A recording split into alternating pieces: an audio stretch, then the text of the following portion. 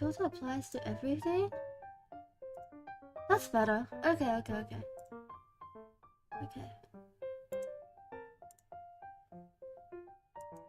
Ah! Very good! Okay, here we go. Hi everyone! My name is Ruuna Starbright and I am a fallen star from the constellation Aries. And because I really like horror, as per the tradition I want to start, I will be reading SCPs today. As you know, SCP Thursday. I really like reading this kind of horror stories. In fact, I think I traumatized myself. I think I traumatized myself as a kid reading creepypastas. It's definitely not a bright time in my life, but you know, like I read a lot of creepypastas, and later on when I found out about SCPs, I also got really into them. So I hope that today I can share some of these fun stories with you. Today I'll be reading 2 SCPs, which is SCP-049 and SCP-7819. It should go on for about 50 minutes to an hour, I think, the actual length of the stories, since it's about, what, 7,000 words? So, gosh, it doesn't sound like a lot, right? An hour reading, but it's actually 22 pages of my Google Docs. I'll do my best to give these stories justice, but God knows I can't read. I don't think any person who's chronically online can read that well, but I'll do my best. I'm not sure if anyone has noticed, but yeah, I changed up my video resolution to 180p because, oh my god, I was checking my stream yesterday and I think I just never noticed it before because I'm really used to my laptop screen, which is smaller than my PC screen, and so I thought 720 wasn't that bad, but oh god, when I looked at it on my PC monitor, I was like, this is so... I can't swear until 10 minutes in. This is so blurry. It was so pixelated. So I'm trying out 180p. And I hope my internet can handle it because I'm not streaming on YouTube Shorts today. So my internet has one less button to output to. So I think it should be fine. My internet connection looks fine so far on my... Oh, never mind. Gosh.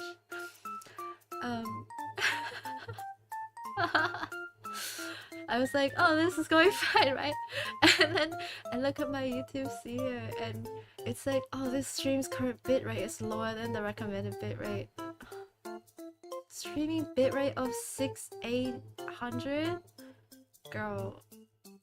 Okay, well, this is a test. We'll see how it goes. I hope it's okay. Oh god, I don't know how internet works. I'm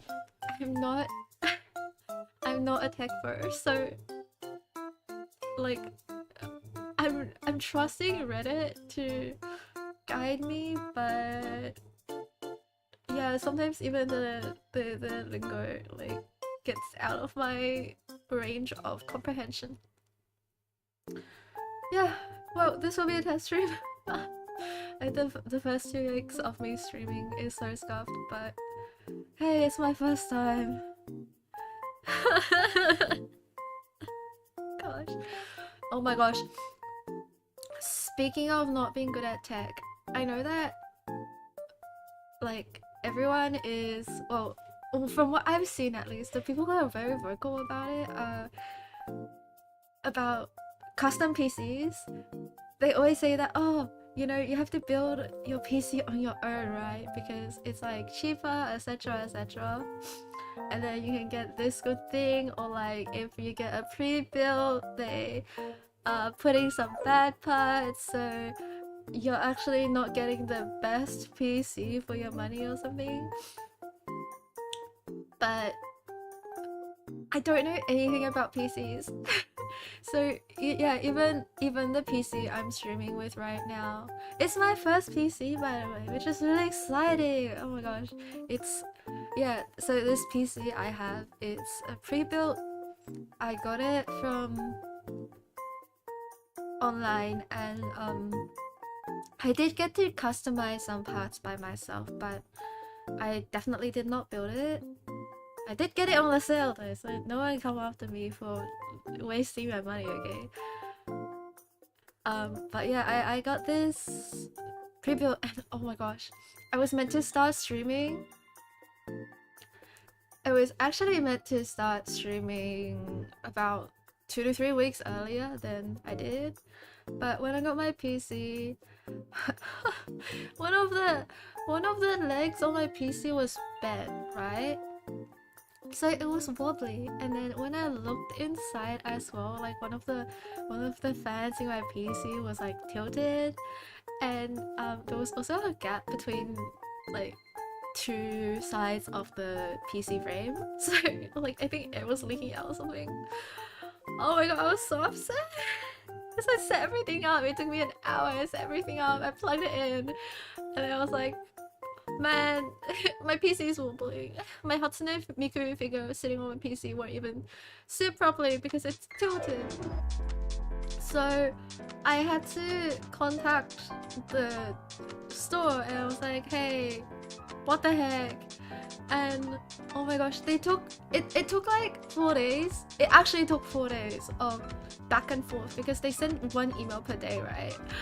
Of back and forth, where they're like, oh, can you send us evidence and stuff, blah blah blah, before they finally got to the, oh, so would you like to get your PC replaced after all? Because at first they were just like, oh, we can just refund you the shipping fee, right? which like the shipping fee's not that much, and the frame, even the frame of the PC costs 5 times as much as the shipping fee. So I was obviously saying no, and it took 4 days, and they were like, okay, well, here's the procedures. And then it was freaking weekend. So I couldn't even get a response in time. And it was a long weekend as well. It was a 3-day weekend, because I think we had a public holiday or something in Australia. Yeah, so the second week of communication was literally them. It was like, okay, I packed everything, like, here's a photo. Oh no, actually I packed everything. Can you guys give me the shipping label? And then they were like, oh, we need a photo. So I had to take my PC out. And send them a photo. And then a day later they were like, actually, you need to pack it a certain way. You need to put a towel under one of the computer motherboard or something. And so I had to do that, and also send them another picture. And then the day after, they were like, okay, here's the shipping label. And like, I can't read, right? I'm also just exhausted after the week of communication, but I basically, I was like, okay, so they're gonna pick it up from my house, right? And they were like, yeah, okay, yeah. So I waited, and then the next day the delivery man came to pick up my PC, and then he got here and he was like, you do not print out the PC, the shipping label. You didn't print out the shipping label, so we can't pick it up. You have to rebook it through your provider. And I was like, frick. So I had to send an email of shame to my customer service person, and I said, hey, so this happened, can you like rebook everything for me? And Mans was like, lol, yeah. And I finally got to pick up, I finally got to send off my PC on Friday, the second Friday of me finding out of this issue. It took 2 weeks. And obviously it was the weekend, so nothing was gonna ship. And oh, I'm not picking, okay. Nothing was gonna ship, and I just had to wait for 2 days. But yeah, I finally got my PC back on the 3rd week, at the end of the week, and it's working really well now actually. I've never had a PC, I mean I've never had a PC in general, but like I haven't ever had my games run so smoothly, which is insane. I'm so happy. I remember the first time I opened up, I think it was like Genshin Impact. It was so shocking to find out that, oh my gosh, I can run a game at 60 frames per second. I know that's not even the highest rate, but I was so shocked. Yeah. Oh gosh, I'm all around. I'm ranting. It's okay, we're only 16 minutes in. I can... I have so many PC horror stories. I actually have so many PC horror stories. Yeah. Okay, one more quick story before we jump in. So before I said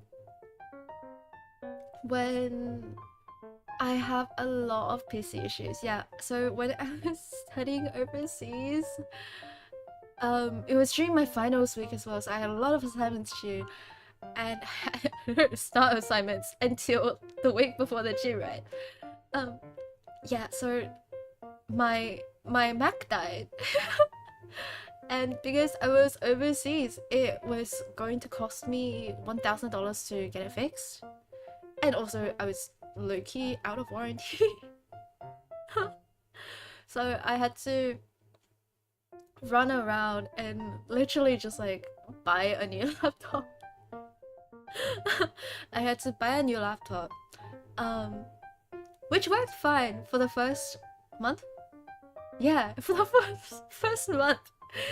And then when I was charging that new laptop 1 month in, I started to smell burning plastic. I started to smell burning plastic, and as it turns out, my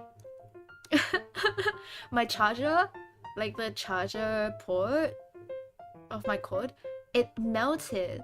So when I plugged it into my laptop's charger port also melted. It was like black and goopy in my charger port, and I was like, oh my gosh. I was literally traveling to Korea the next day in less than 12 hours, and I needed that laptop. But yeah, my charger port melted, so I was so worried that it also meant that my battery got affected. I just didn't bring my laptop. I had to do all my work on my phone, which is the worst. It's so mendokusai. Yeah, but so that happened, and I thankfully got my laptop fixed when I came back to the country I was studying at. And then I don't know what it is about me and Asia, but like 4 or 5 months down the line, I was on a one month trip. Yeah, it was 1 month. I was on 1 month trip. No, it was 1.5, I believe. 1.5 month trip in East Asia. And in the first country I was at, I think it was on my 5th day, I had brought my laptop, and then my laptop suddenly died. This is the same laptop that I got as a replacement for my broken laptop that I had already gotten fixed 1 month in, right? So it's like, oh, I fixed it, surely nothing can go wrong. Yeah, so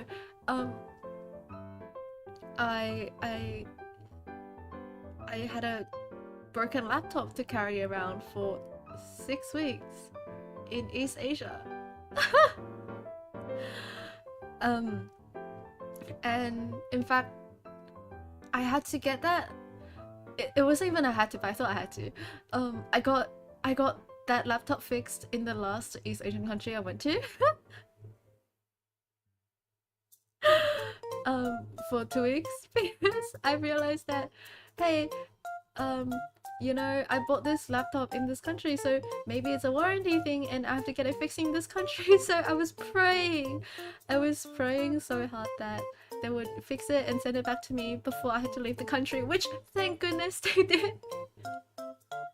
And I came back to Australia and I realized I didn't even need to do that because they have a worldwide service.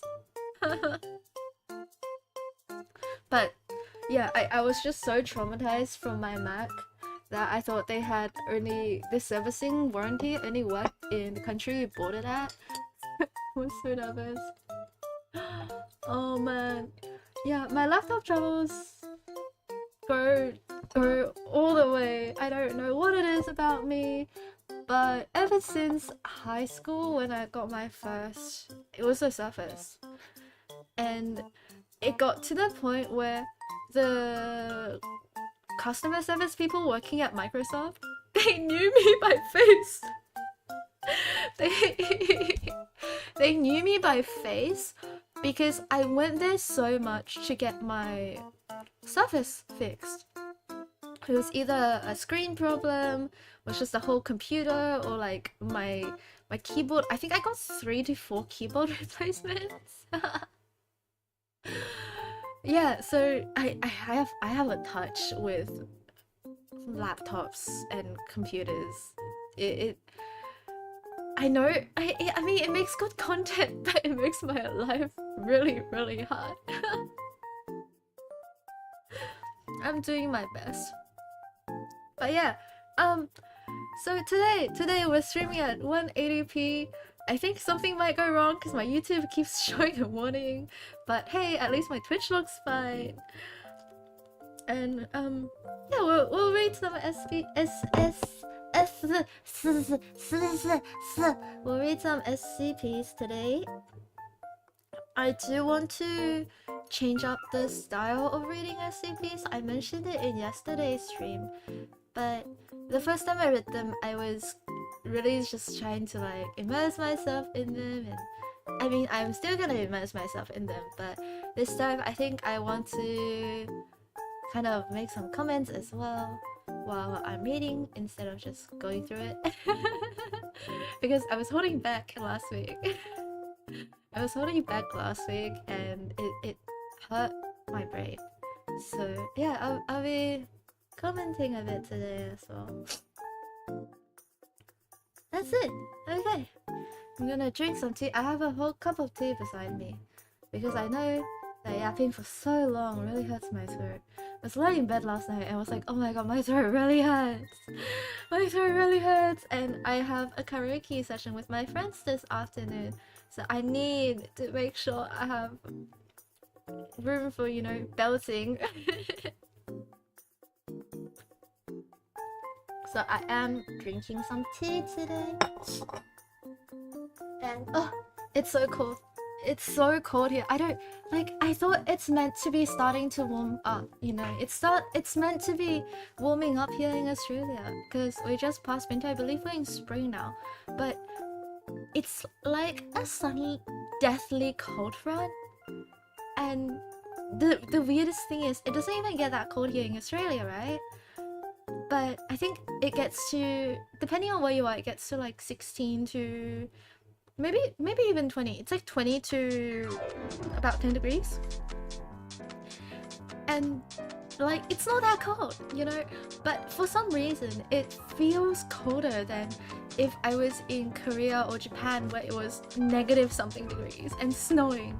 But that was fine. But here, it's like, oh, I'm constantly cold. And today is cold, but like a few days ago, it was 28 degrees Celsius in Australia, so I don't know what's happening. I don't know what's happening. I know that Australia's not a real place, but it really sucks. I'm so cold. But yeah, maybe I'll heat up in like 30 minutes and then I'll be sweating.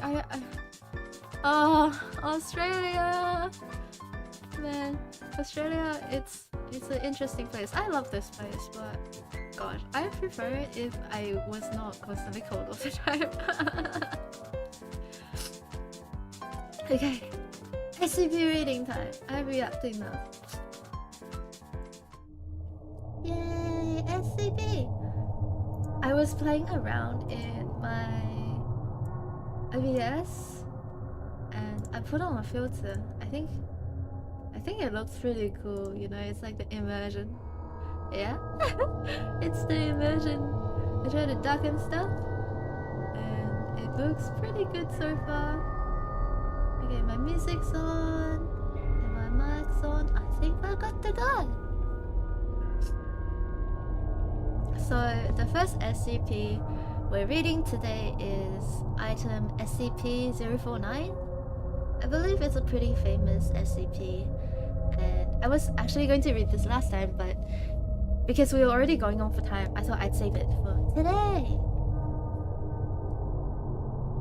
So the object class of SCP-049 is Euclid, and special containment procedures.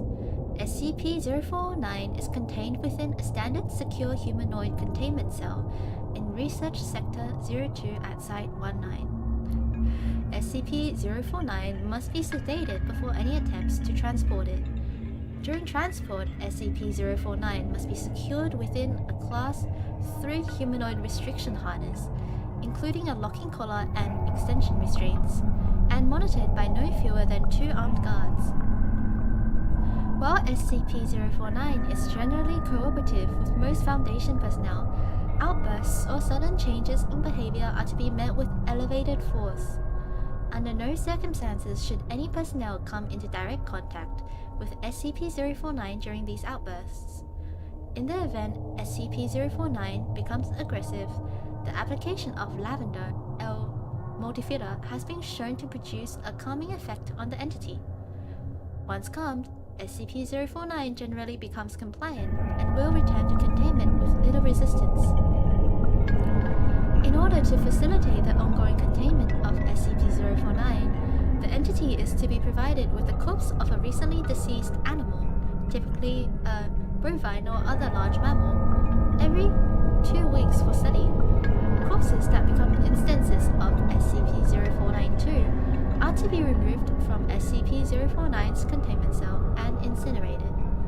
SCP-049 is no longer permitted to interact with human subjects, and requests for human subjects are to be denied. Temporary Containment Procedure Update. See Addendum 049.3. Per Containment Committee Order 049.S19.17.1, SCP-049 is no longer permitted to interact directly with any members of Foundation staff, nor is it to be provided with any additional corpses to be used in its surgeries. This order shall persist indefinitely until such time a consensus regarding the ongoing containment of SCP-049 can be reached. Description: SCP-049 is a humanoid entity, roughly 1.9 meters in height, which bears the appearance of a medieval plague doctor. While SCP-049 appears to be wearing thick robes and the ceramic mask indicative of that profession, the garments instead seem to have grown out of SCP-049's body over time, and are now nearly indistinguishable from whatever form is beneath them. X-rays indicate that, despite this, SCP-049 does have a humanoid skeletal structure beneath its outer layer. And in my files, I have a X-ray imaging of SCP-049's facial structure. Indeed, the facial structure X-ray seems to show that the beak and the skull of SCP-049 is, in fact, connected, and the beak grows out of the skull. Voldemort wishes he could be SCP-049. SCP-049 is capable of speech in a variety of languages, though tends to prefer English or medieval French.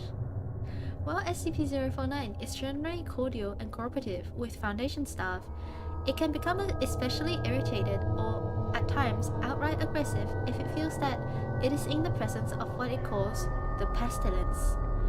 Although the exact nature of this pestilence is currently unknown to Foundation researchers, it does seem to be an issue of immense concern to SCP-049. SCP-049 will become hostile with individuals it sees as being affected by the pestilence, often having to be restrained should it encounter such. If left unchecked, SCP-049 will generally attempt to kill any such individual.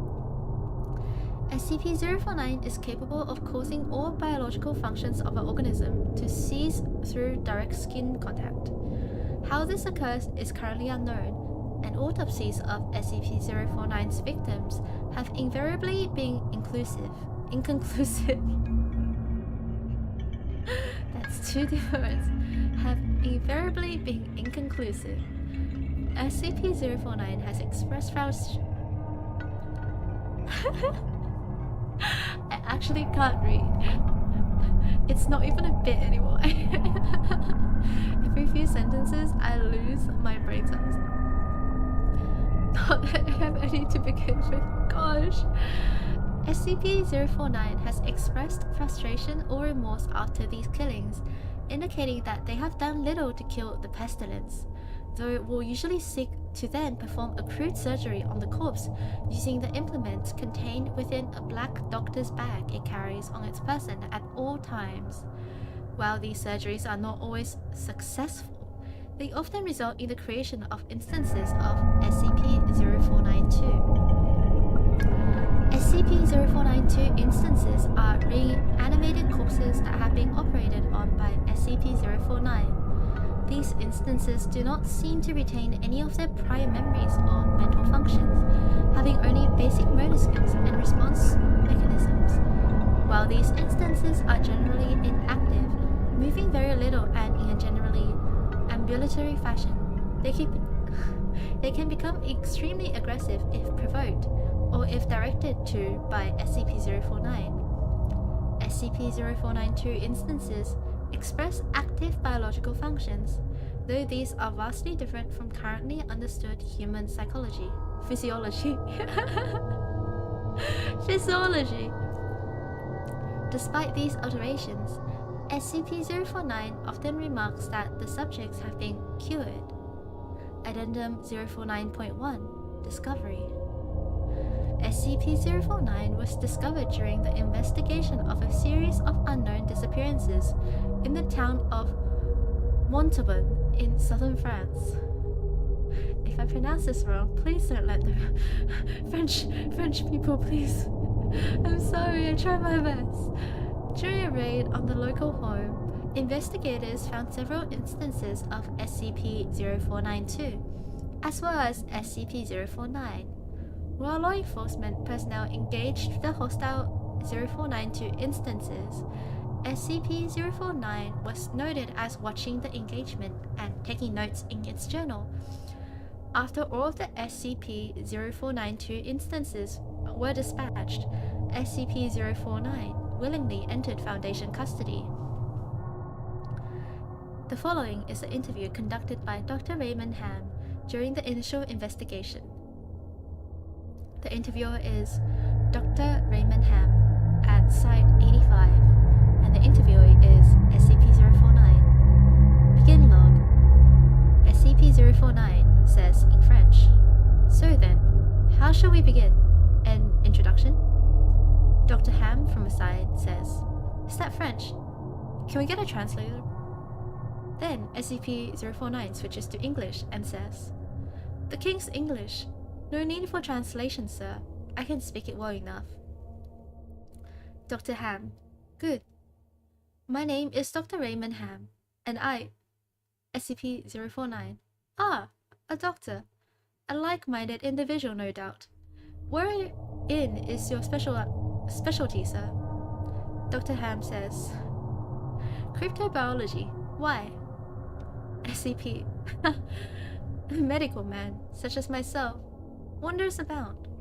And yeah, worried I had been abducted by common street thugs. He looks around the room. This place, then. Is this your laboratory? I had wondered, as clean as it is, and with such little trace of the pestilence here. Dr. Ham, the pestilence. What do you mean? SCP-049. The scourge. The great dying. Come now. You know the, He taps his temple furiously. What is it they call it? No matter. The pestilence, yes. It abounds outside these walls, you know. So many have succumbed, and many more will continue to, until such time as a perfect cure can be developed. SCP-049 leans back in its chair. Fortunately, I am very close. It is my duty in life to rid the world of it, you see. The cure to end all cures. Dr. Ham, when you say the Great Dying, are you talking about the bubonic plague? SCP-049. I don't know what that is. Dr. Ham. I see, right. Well, the entities our agents encountered at that house, they were dead when you encountered them, yes? And you reanimated them? SCP-049. In a manner of speaking.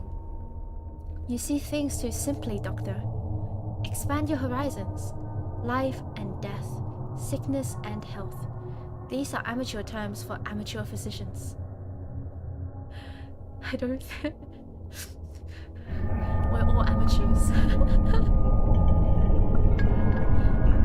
Gosh. It reminds me of one time when my friend said to me, "Hey, Ruuna, do you want to come to karaoke?" I did a lot of overnight karaoke's, right, from 10 p.m. until 5 a.m. So my friend was like, "Hey Ruuna, come to overnight karaoke." And I said to the guy, I was like, "Hey, I'm sick." I was actually ill and I had a bit of a cough, so I was like, "I'm sick, I can't come." And my friend said, "Sickness is just a state of mind, come anyway." Anyway, I went to karaoke.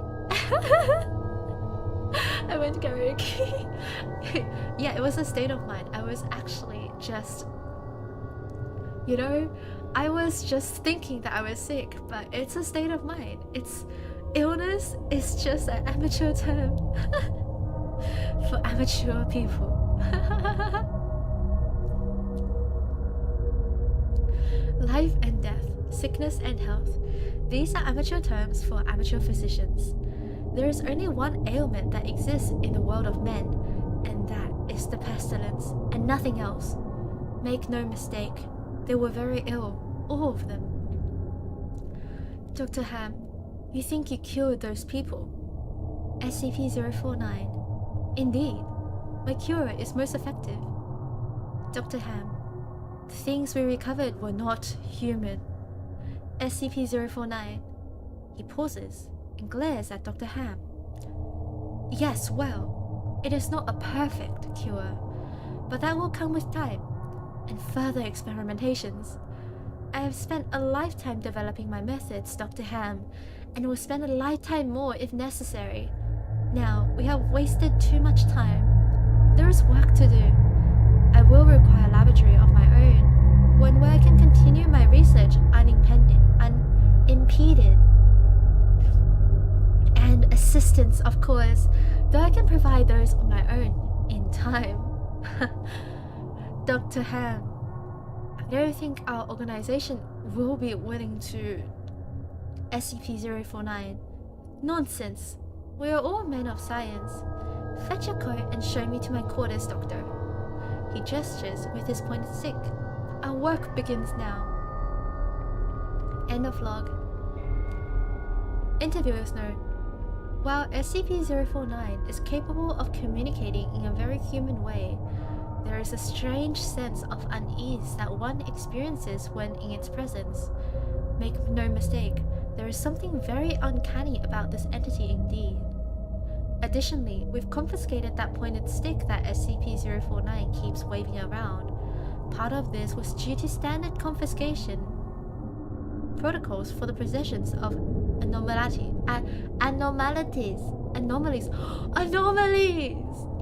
Oh, anomalies! Like the one where you spot the anomalies! Ah!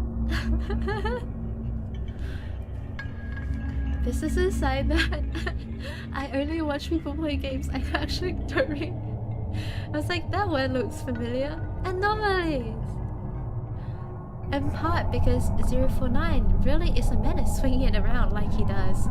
The entity was displeased at first, but after we made some concessions in providing it with test subjects, which are admittedly more for the benefit of our own research, it warmed up to the idea. Addendum 049.2 Observation Log. While in containment at Site-19, SCP-049 has spent a considerable amount of time studying and performing surgery on various mammalians' corpses it has been provided.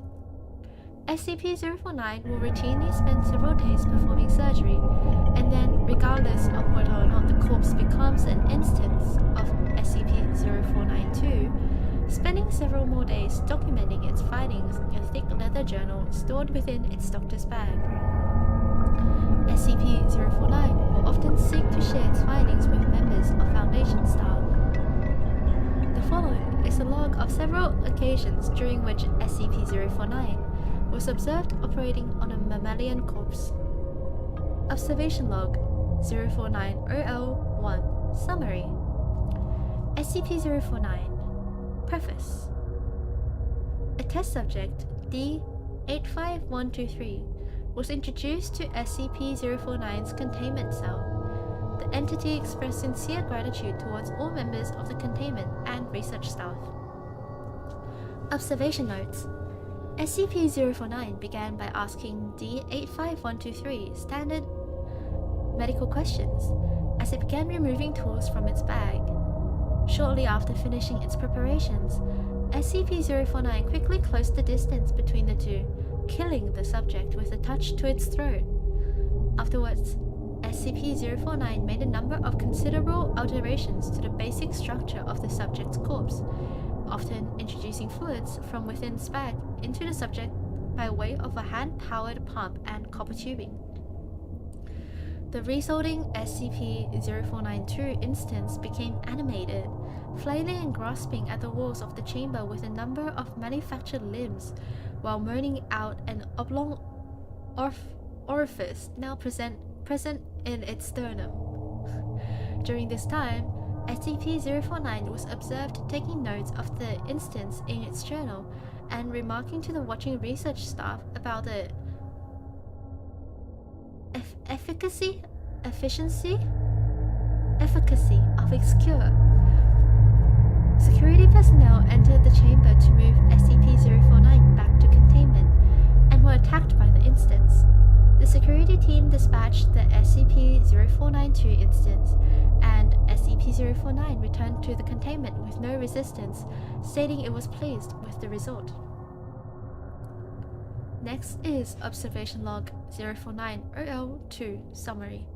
The subject is SCP-049. Preface. SCP-049 was provided the corpse of a recently deceased goat. SCP-049 expressed gratitude at the provision. Observation Notes.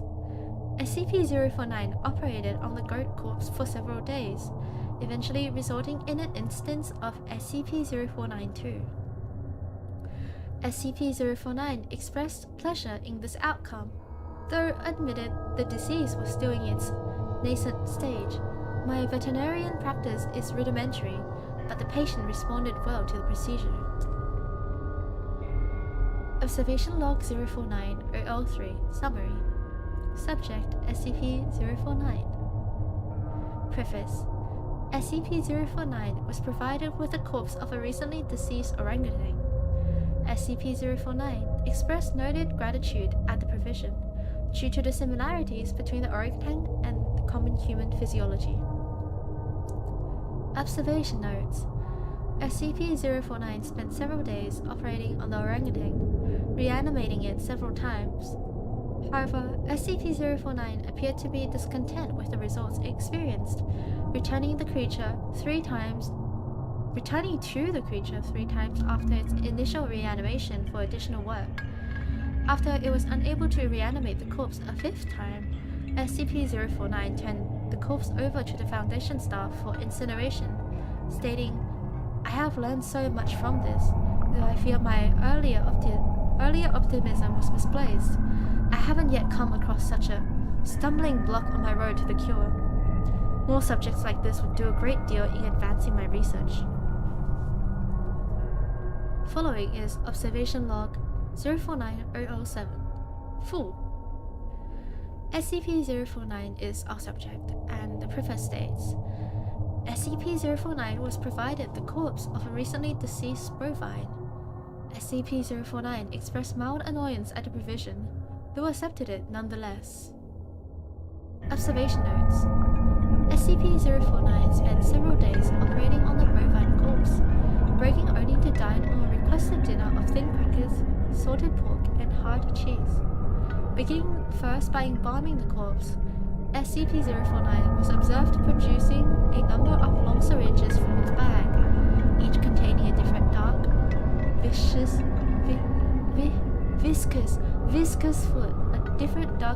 fluid, SCP-049 described these fluids as essences of the humans, and elaborated by saying the pestilence may bring about a systematic imbalance. In such a case, before true healing can begin, one must find the humus imbalance or the body will reject the cure. Over the next few days, SCP-049 spent a considerable amount of time adjusting the organs of the bovine corpse with a number of large metal instruments. After 8 days, SCP-049 produced a lightning rod, which Dr. Ham exchanged for an electric cattle prod attached to an extension cord, and struck the corpse in several locations. This action seemingly had the effect of reanimating the bovine, which once again became ambulatory, despite the inversion of the head and the reorientation of its limbs. Follow-up interview. Begin log. Dr. Ham says, "We've watched you work for several weeks now, and honestly, I'm not sure I understand what you're doing. Can you describe your process in detail?" SCP-049. "Oh goodness no. The process is most intensive.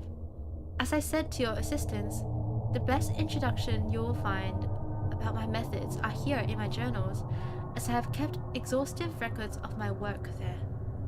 Dr. Ham says, "I see. My concern, Doctor, is that we still don't understand what you're seeking to cure, or how it manifests, or how turning these creatures into quasi-living, mindless drones help in that effort." SCP-049. "Do you not understand the pestilence? Even after all this time, Doctor, it is an unspeakable horror, one that has shown its true face many times before and will again. I find myself blessed with the wisdom and good senses needed to root it out and destroy it, but many like yourself cannot. It is a cruel judgment, I fear, to be at the mercy of a disease you cannot fully comprehend." Dr. Ham says, "That still doesn't answer my question. How is your cure any kind of cure at all?" At this moment, SCP-049 suddenly grows agitated. "It is a cure. You may laugh at my efforts if you please, but do not besmirch the good name of scientific progress that has developed this great mercy. What you have so short-sightedly see here is a life better than any this creature could have hoped for, stricken as it is with pestilence. This creature is now clean, unable to spread the pestilence, and free from the terror it would have experienced otherwise." Dr. Ham, "This is hardly a creature at all, Doctor. It's not even..." SCP-049 says, very agitatedly, Do not jape with me, sir. You and your colleagues are like so many others, unable to look past minor setbacks to see the salvation taking place before your eyes. Do you wait to remove rotten timbers until the whole collapses on top of you? No, you find them and you pull them out and replace them with those untouched by rot. And most of all, you do not simply mock the structure because it now looks different to you. It is strong. It is full of disease, free of disease. Dr. Ham says, I'm sorry. I didn't mean to agitate you. I'm just trying to understand. SCP-049 takes a deep breath. Well, yes. Do mind your words in the future, Doctor. I am a professional, but even professionals may feel the bite of pride in dealing with criticism of the masterpiece. I will forgive this as an act of good faith between colleagues. Dr. Ham says, is there anything else I can help you with? SCP-049 pauses and looks away from Dr. Ham. No, that would be all. Another test subject on the usual schedule. You know my preference of subjects with more human anatomies. That's the end of log. Attending researchers note, SCP-049 does seem to genuinely want to help other humans, though it has not yet been able to provide a concrete example of what exactly it is trying to save us all from. I've watched it now over several weeks, and while the outcomes do not seem to ever change, SCP-049 continues to claim that it is growing closer to its perfect cure. I think the entity may be more aware of the reality of those outcomes than it would like us to think.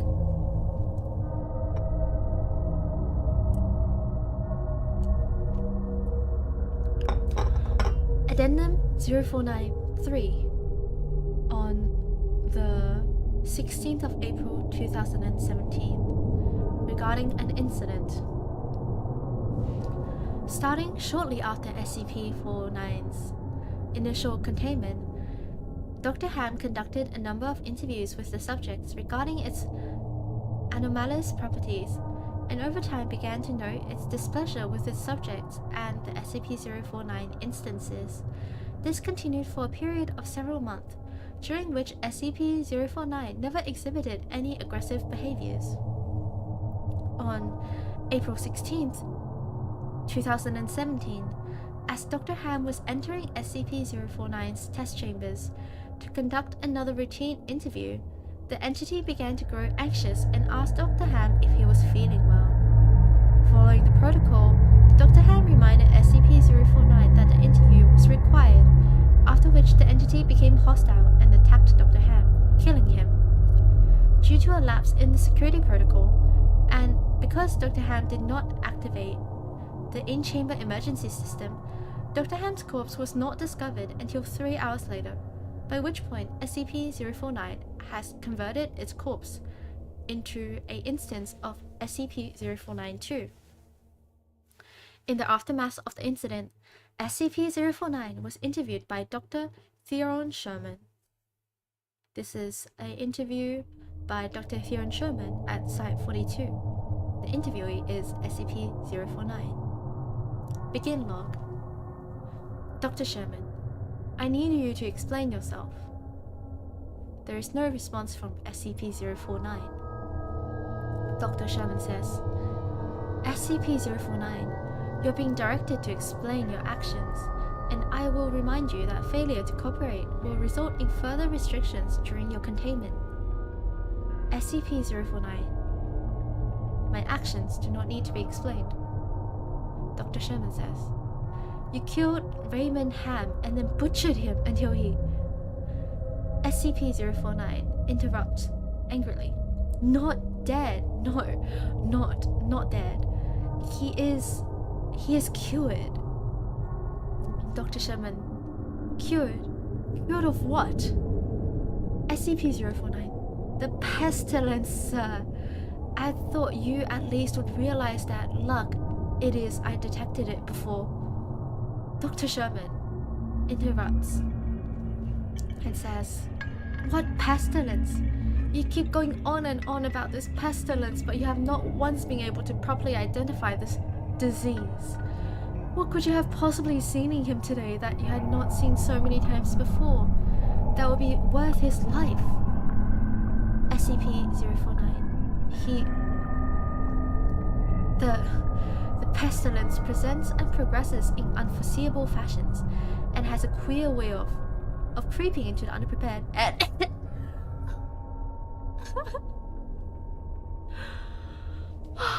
do I have the pestilence? It's cold. And has a queer way of creeping into the unprepared, and his breathing becomes heavier. Call it what you want, Doctor. It was a mercy I did to him. He's cured. Dr. Sherman, he's a vegetable.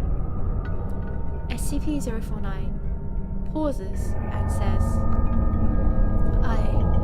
I would not expect you to understand. You and your ilk have proven time and time again to be not men of science, but men of emotion. You cannot appreciate the horrors I have seen.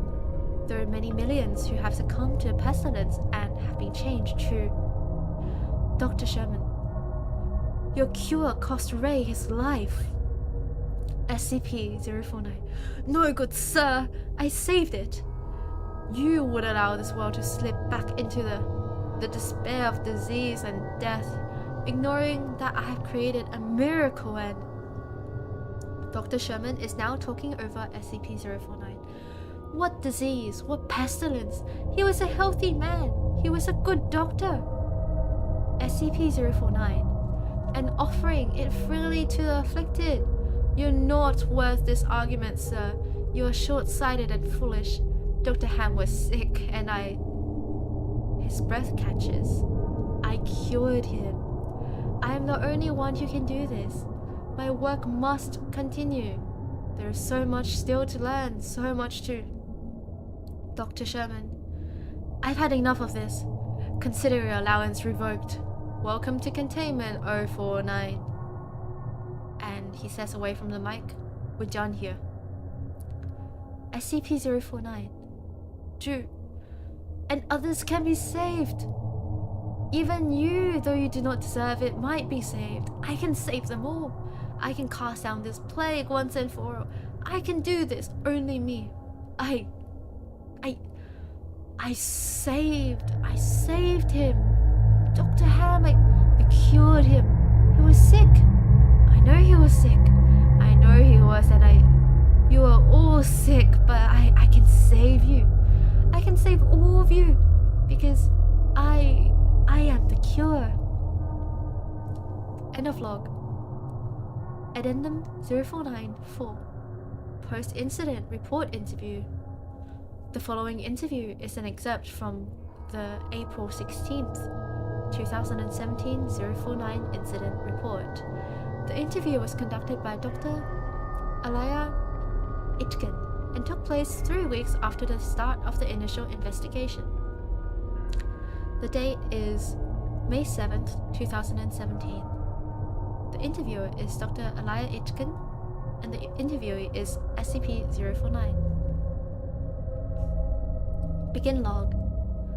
Dr. Itkin says, SCP-049, we're conducting this interview to close out our investigations of your actions taken on April 16th that resulted in the death of a staff member.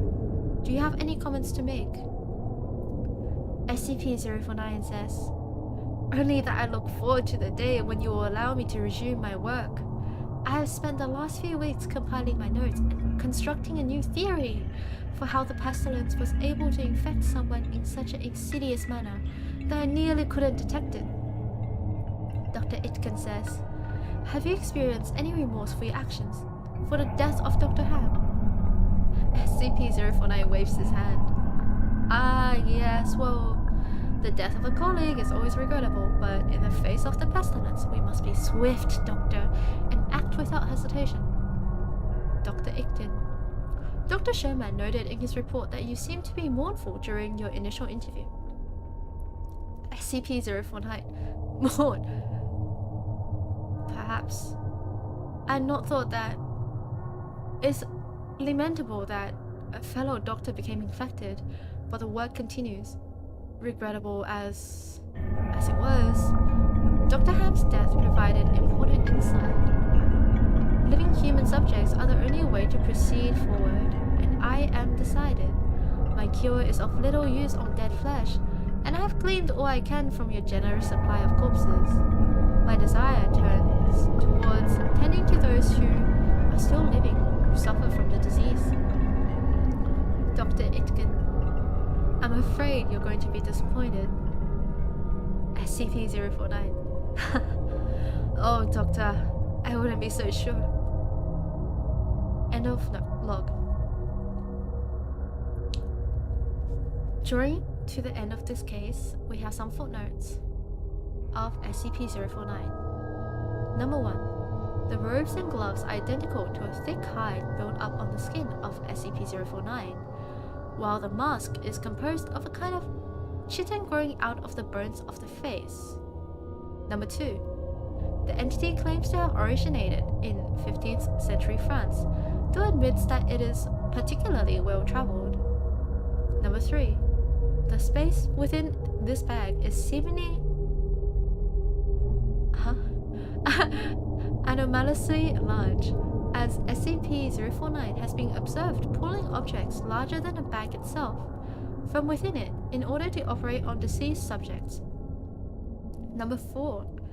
SCP-049 has stated its desire to work on human subjects several times between this occasion and the earlier provision of a orangutan, noting its discontentedness when they would not be provided. Number 5. SCP-049 has expressed that it does not require sustenance, but enjoys it and feels that the food provided helps put it in the right mind to operate. Number 6.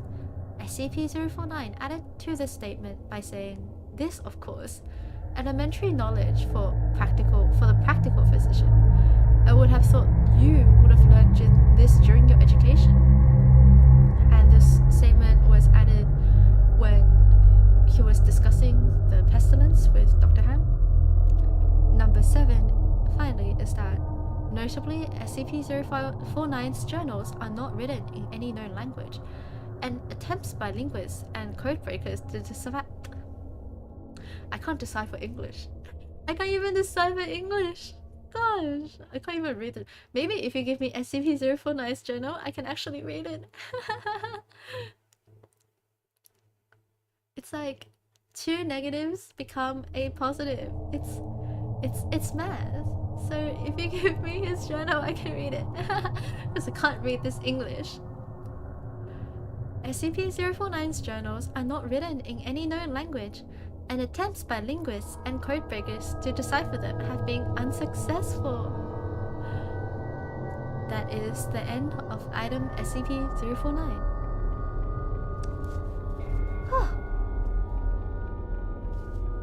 It's so scary, gosh. But hey, Alice, you're cute now. Trade offer. Death, but I cure you of an unknown disease. Oh my gosh, we're 1 hour in. I think it's because I yapped too much in the beginning. Okay, well, we have one more item left. It is shorter than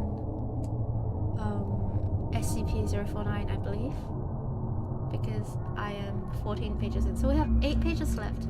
Yeah, it's about half the length. I'm gonna take my time to sip some tea. Wow, honestly, reading this is it's really fun, but it does strain my throat a bit. Especially since I think when I start reading, I fall into a lower register, and while that's still my natural voice, kind of talking in that register for a long amount of time, it really strains my throat. So I need to bring my voice up again. This is what feels the best for me when I talk. So I need to not fall into the habit of reading your lower voice. But that's so difficult when I'm trying to be immersed in a kind of like scary or serious story, you know? Oh. Also, it's really cold. I even sneezed earlier. It's so cold. But it's not cold enough for me to bring out my puffer jacket. It's so really annoying cold when you kind of bring out your autumnish clothes, I think, like of your hoodies or your jumpers, but it's still a bit cold when you have them on. But also if you start moving again, or you put on a puffer jacket, it just becomes too hot. So I'm suffering here. Okay, short break is over and I will do this. Oh, oops. Yeah, here we go. There we go. Our next SCP. The never-ending corridor. Is it? This is really cool though. I think we've all been in a place like a hotel or something with a corridor like this. When I was a child, I traveled a lot and we go to a lot of hotels, right? So when you're alone, I swear there's never anyone in a hotel corridor, and it's so eerie. It gives back rooms, but it's so eerie, and you kind of just have to. Well, at least I just ran out of the corridor as fast as I can when I had to go do something by myself. And even now, I'm still really scared of these corridors. I was traveling to Europe a while back, and it's a long flight, right, from Australia. It's like 20-something hours, and I had to do a layover. So actually, in total, I think the trip from Australia to Europe took me about 2 days, since I was doing a 18-hour layover. 10 hour? It was not 18 hours. I was doing a 10-hour layover at Dubai, and my airline had booked me into a hotel, like kind of like this one actually, and it had the longest freaking corridor known to man, and I got there at 1 a.m. so gosh, running through the corridor to my room was so scary, and I was all alone, right? And I've never been to Dubai before, so it was my first time, and I was exhausted and jet lagged. I was running through the corridor trying to find my room. It was so scary. And when I was going to catch my flight as well, there was no one there. And it's also one of those hotels that have kind of like a roundabout, if that makes sense. So it's like they have the elevator going out the center, and then it branches off into 4 different corridors that point in 4 different directions, and your room is in one of those corridors. So I was trying to find my way to the elevator and I kept going the wrong way. Maybe I did make it into SCP-7819. I'm not sure. It was so scary. I said that this stream was going to be about 1 hour. I think it's gonna be about 1 hour 40 minutes because I yapped too much. This is, yeah, SCP readings are just my yapping streams now, I think. Okay. 行きましょう. This is a item of SCP-7819. Its object class is Keter, uncontained, and special containment procedures. If you are currently under the influence of SCP-7819, please immediately refer to Addendum 1. SCP-7819 is still under active study.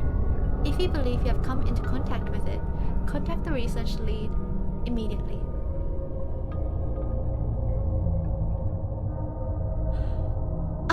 I thought I was gonna sneeze again. I was bracing for my sneeze, but I thought if I didn't announce I was gonna sneeze this time, I would sneeze, but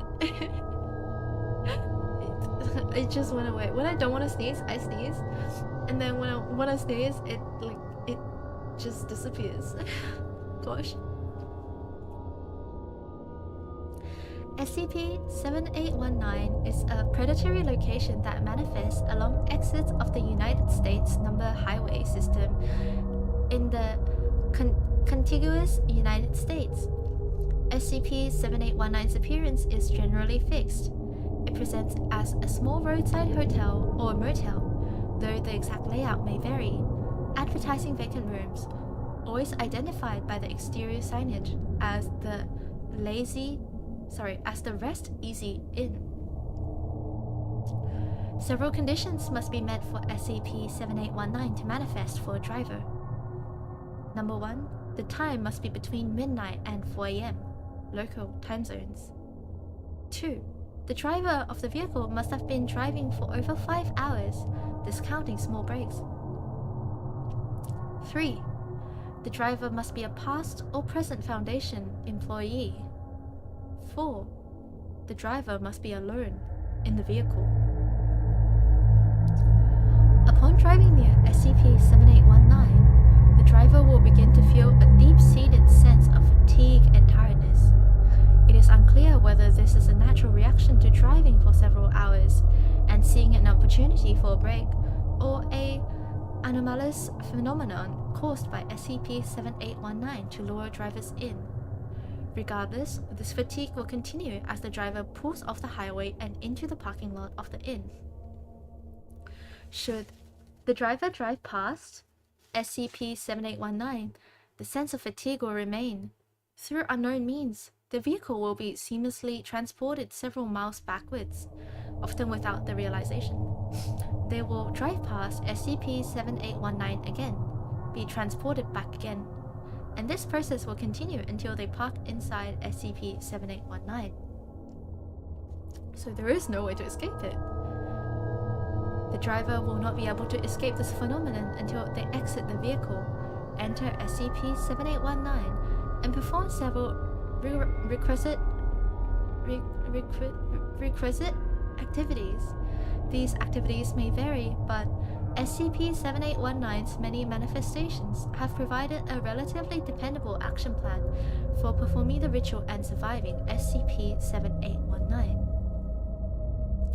If you are currently under the influence of SCP-7819, please proceed through Addendum 1. Remain calm and do not rush. Accuracy and efficiency is more important for survival than speed. Good luck. Addendum 1. SCP-7819 Survival Guide. Up to date to March 26, 1996. Space, parking lot. Instructions. Bring your car into an empty parking space. Try to select one that's surrounded by other vehicles. To separate yourself from the pack would attract attention. Once you park, exit your vehicle. Take only what you need.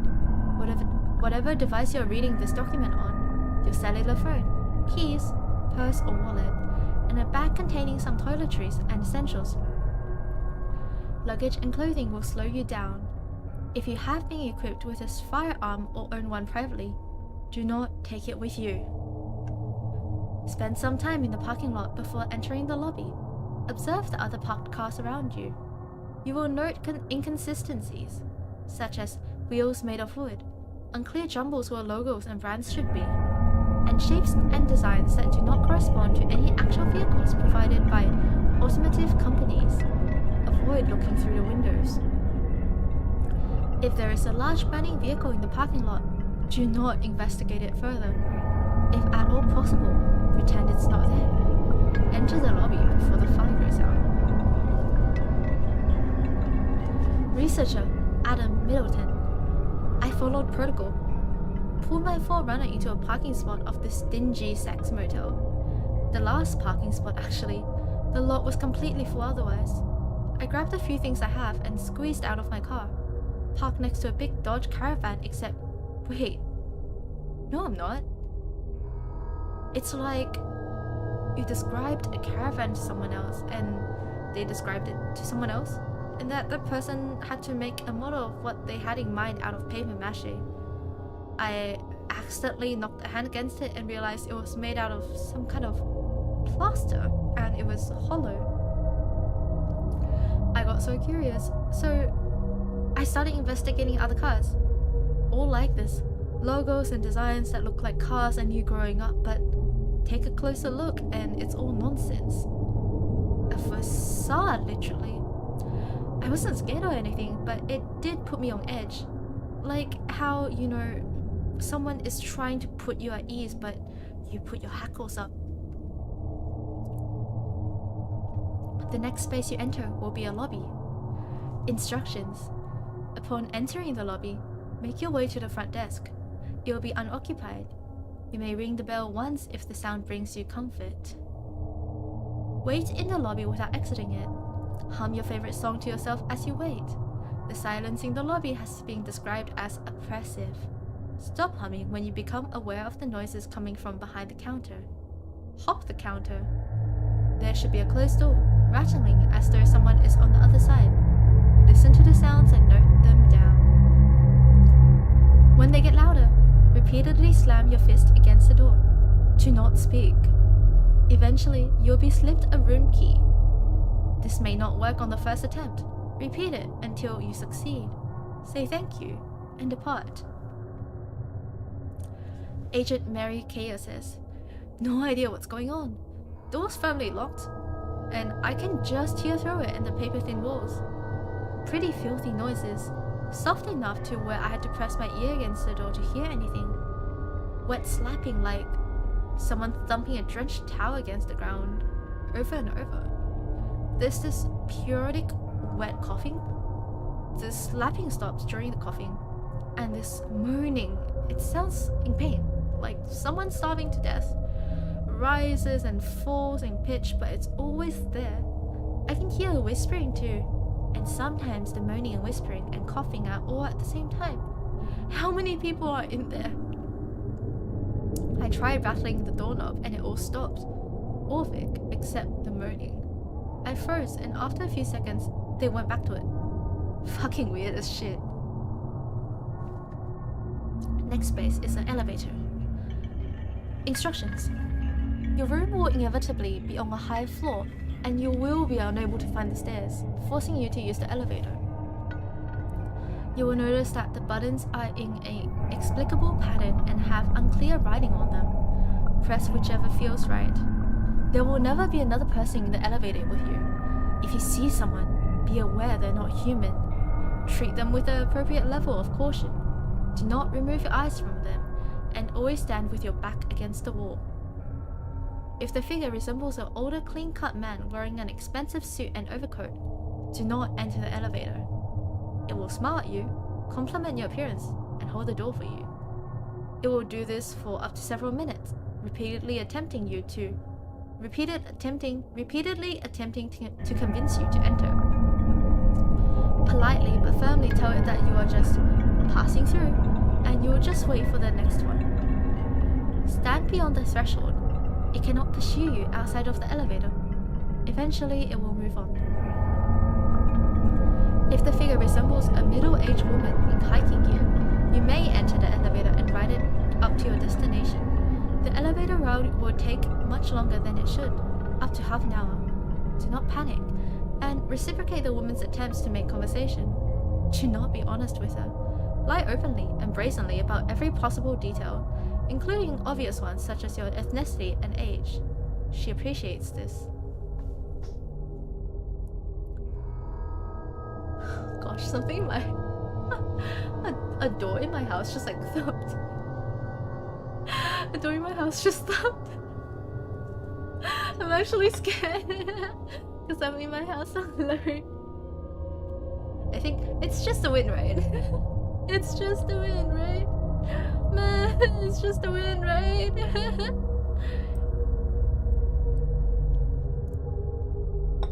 Oh my gosh, it's just the wind. I closed my doors. Well,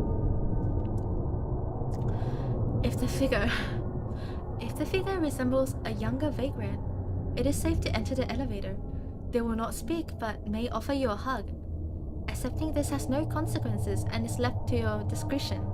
When you arrive at your floor, they may offer a small trinket such as a tin duck or ceramic ashtray. Accept it gratefully and keep it close at hand. Senior Researcher Amir Mirahi. My nerves were on fire. I was lucky I pulled the Vagrant card instead of the Wall Street Anglerfish card. The what? The Wall Street Anglerfish card, at least. They seem nice. Couldn't have been older than 19 or 20, dressed in clothes completely worn through. I got in and we were just standing next to each other heading up to my floor when he reached out. I just sort of let it happen and he hugged me. A proper hug. Haven't been hugged like that in a long time. Didn't say a word. Just hugged me for a few seconds, like he knew I needed it. Stepped back, handed me a matchbox filled with leaves, and then the doors were closing and he was gone. The next space is a hallway. Instructions. You will exit out of the elevator into a hallway of some kind. Checking your room key is pointless.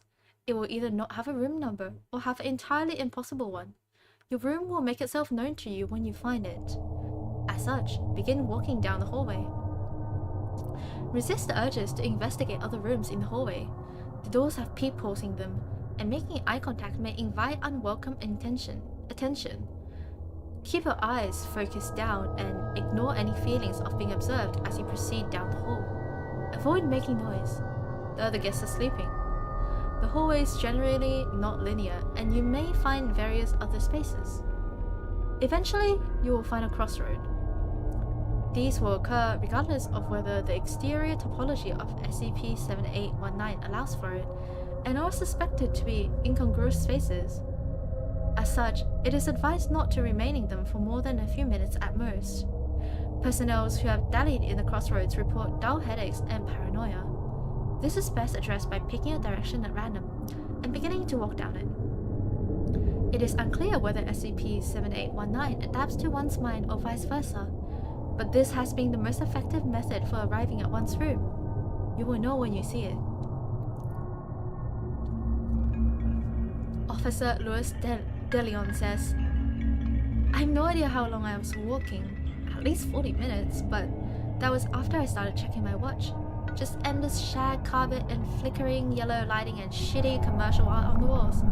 I thought it would just be one long hallway, but it wasn't. I mean, at first it was, but then it ended and took a sharp right turn, and then left. And then down a set of stairs past a smoking lounge, through a little walkway. Didn't have any kind of sense or consistency to the construction. Just felt like a weird amalgamation of every hotel I've ever been in, glued together without thought. Eventually, it started getting real bizarre. The carpet went from drab beige to like the pattern you find on bus seats. There were curtains, but they were nailed to the wall so they couldn't be opened. Every successive set of doors kept getting lifted a few inches off the ground until they were literally halfway to the ceiling. This isn't a place people were meant to be. Following this, you'll find your room. Instructions. Use your key and enter your room. You will immediately feel a chillness in the air. This is normal. Do not close the door behind you until you have turned on all the lights and ensured you are alone in the room. There may be a door to an adjoining room. Move a piece of furniture in front of this door or otherwise find a way to barricade it. The layout of the room will vary and may completely be idiosyncratic, as having mismatched furniture sets, dozens of chairs filling the room with nothing else, all being difficult to traverse. Do your best to get comfortable. The bathroom may be locked from the inside, but this is not a point of concern unless you have reason to believe someone else is inside. If you do, bar the door to the best of your ability. You may keep the lights on or dim them, but get into a bed and pull the covers over yourself. If the room has a television, you may put something to calm yourself. You may put on something to I can't read. You may put on something to calm your nerves. Personnel have suggested home and garden television delivers best results. Eventually, you will fall asleep. Researcher Brett Stevens. My room had 3 beds, fanning out from and facing a single focal point. A shitty microwave that wasn't even plugged in. Absolutely baffling, like it was designed by a person with no understanding of how humans lived. I got in, made sure everything was fine, then put my stuff down. Took a leak, which is when I found out the bathroom was fake. The plumbing wasn't attached, and the toilet and showers were made out of like plywood, like props on a movie set. Hardly the weirdest thing so far, but for some reason it just messed with me. I got out and slipped into bed. Almost immediately, I felt insanely tired despite the circumstances.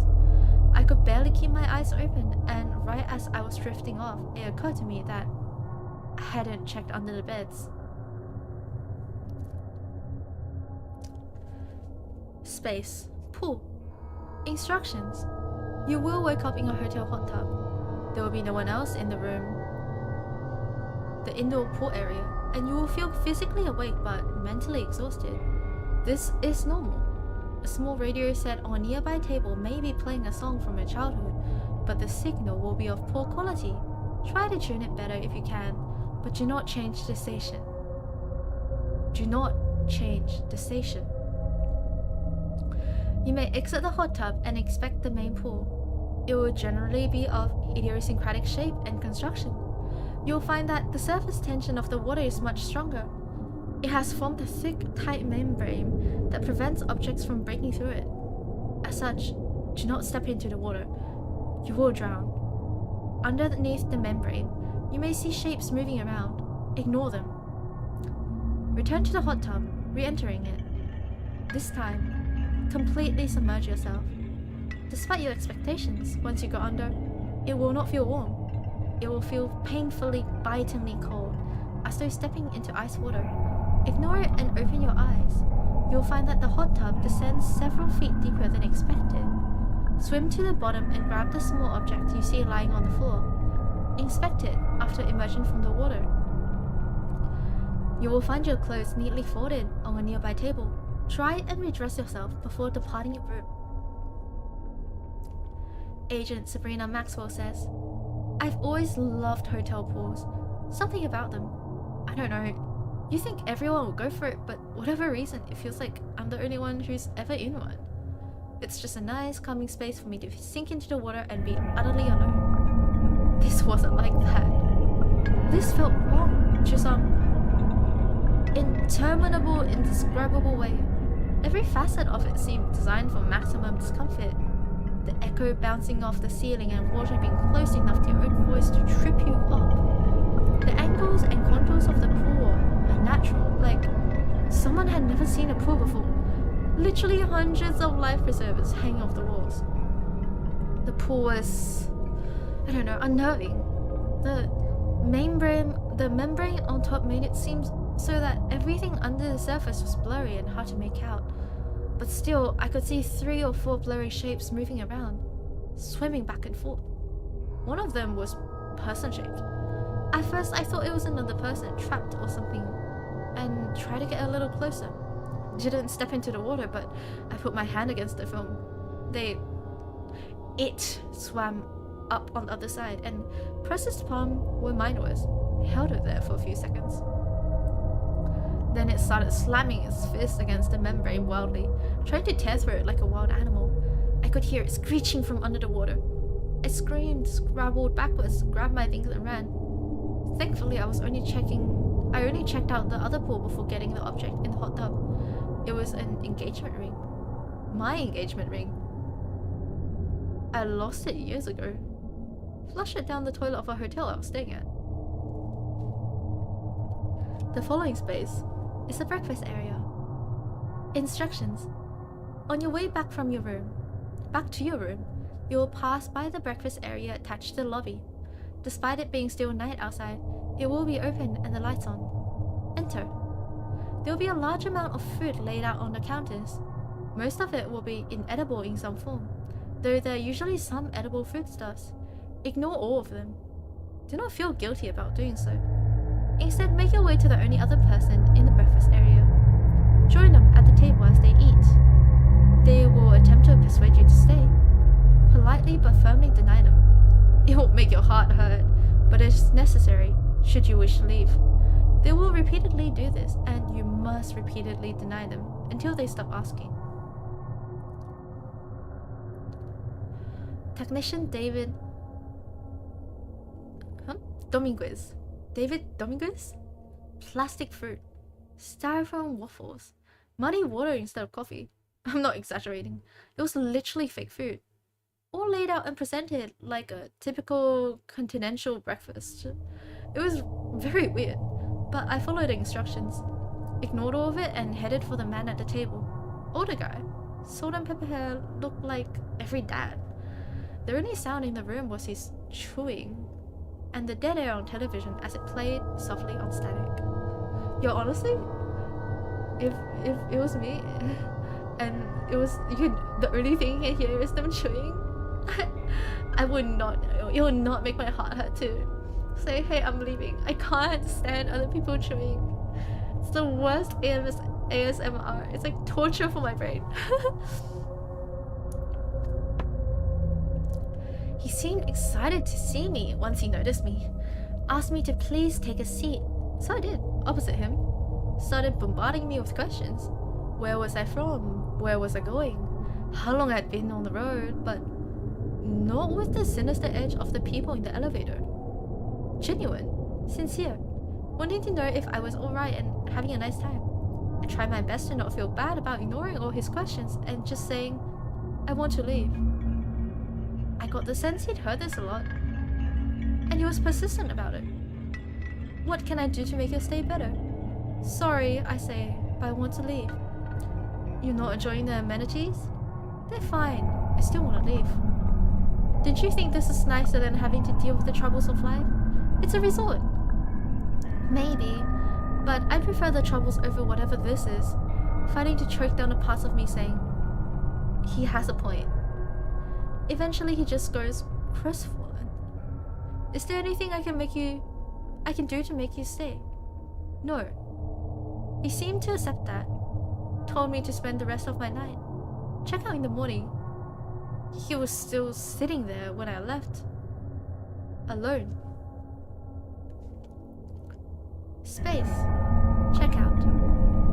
Instructions. When you wake up the next morning, late, regardless of when you fell asleep, gather your things and depart your room. You will find that the layout of SCP-7819 has shifted dramatically and is much easier to navigate. Several doors in the hallway will be left hanging open, and you will pass cleaning carts as though housekeeping is doing the rounds. There will be no one around except you. Head to the elevators and back down the lobby. There will similarly be no one at the front desk, but place your key down. Depart SCP-7819, get in your vehicle. The parking lot will now be empty. And get back onto the highway, driving until you can get into contact with your nearest site and report your SCP-7819 encounter. Researcher Taya Andrews. The light of day makes things feel a lot better. The labyrinth of carpet and hallways just felt odd now, not sinister. I went downstairs, turned my key into the empty desk. The breakfast area was closed again. I stepped out the doors, and the sun was shining. Got in my car, got back on the I-10 and put the hotel in my rearview mirror, and then, as soon as it came, it was gone. My parents and I used to take a lot of road trips when I was a kid, so we stayed in a lot of motels. You know the kind. Shitty roadside lodging where the rooms are cramped and the prices are dirt cheap. Years-old carpet, unfashionable furniture from the 70s, sinks that stick into the room, and hard mattresses. Not a resort, just a place to lay your head down for the night. Transitory spaces, where you're meant to come and go, not stick around. Motels are not home, obviously. They try their best to feel like they're home, but not particularly well, which is why they have such a unique vibe of their own. A corporate design space calculated to put you at ease. They're spaces for humans to inhabit, but there's nothing really human about them. 7819 embodies that pretty well. Something that doesn't really understand humans, trying fruitlessly to lure them in with fractured memories of motel rooms and hot tubs.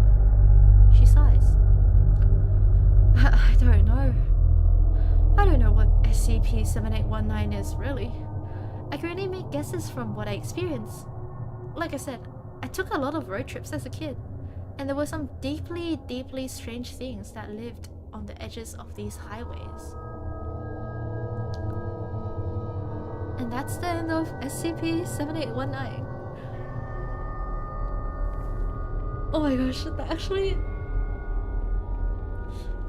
unnerved me. That actually unnerved me. That unnerved me quite a lot. Because, yeah, like I said, I did travel quite a lot, especially as a kid. I didn't stay in motels on a lot of my road trips because we kind of just drove for, I think the longest we drove was like 5 hours. But yeah, no, this kind of like strange, eerie hotel or motel hallways, I've definitely experienced a lot. They unnerve me so much. And the door slamming in my house didn't really help. But it was really fascinating to kind of read this stuff. I hope I don't have nightmares tonight. Oh my gosh. Speaking of like really strange places, the weirdest thing is a school after dark when it's closed. Like when basically when I was in school, I was in a lot of clubs and we performed, right? So we would perform at night in the school concert halls, but that means that most of the corridors in our school were lights out, and parts of it was locked off, and the classrooms were locked off, except for the few that we put our equipment in. So it's so strange seeing a place where you usually see really well lit with like hundreds of your classmates, and it's just dark and empty. It's so weird. I'm not sure if anyone else has experienced this, but it's so strange and it's so unnerving because that school corridor, it's usually really loud, right? But then at night you're the only person there, and the paths that you're used to taking, some of them are locked off with giant metal gates and you have to find another way, and outside it's pitch black as well, and all you have is your phone torch. It's so, oh gosh, it's horrifying. It's actually horrifying. It feels creepier than walking through a dark street alone at night.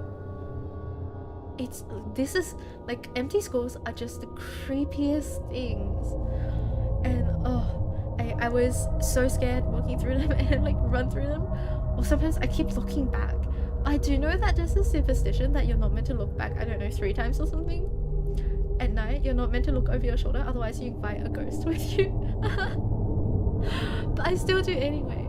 I do, like, if I'm walking home alone in the dark, I do look over my shoulders quite a lot, because I'll be scared that someone's following me. I was so scared, and then I'm usually carrying like keys between my knuckles or something as self-defense, right? But I'm always so scared someone's following me, so I keep looking over my shoulders. So I haven't looked that much into the superstition because I'm scared that I will actually know about it and be too paranoid to look over my shoulders. Yeah, that's the way my brain works. It's really strange. But oh my gosh, this went on for a lot longer than I thought, actually. It went on for so long.